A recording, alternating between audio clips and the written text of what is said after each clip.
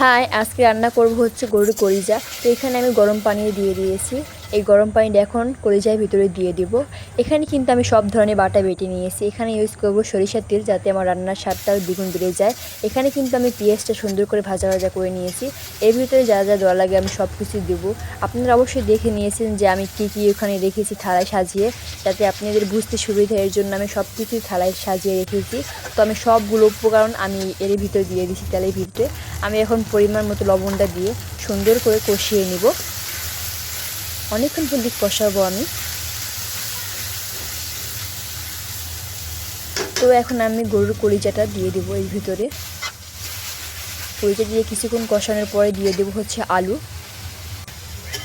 আলু দেওয়ার পরে হচ্ছে আমি দিয়ে দেবো হচ্ছে এখানে হচ্ছে টেস্টি সস, যাতে রান্নার স্বাদটা দ্বিগুণ বাড়ায়। পরিমাণ মতো পানি দিয়ে এখন দেখেন নামানোর সময় হয়ে গেছে। তো এখানে আমি ভাত ডেকোরেশন করে রেখেছি। দেখেন খাবারটা কত লোভনীয় লাগছে।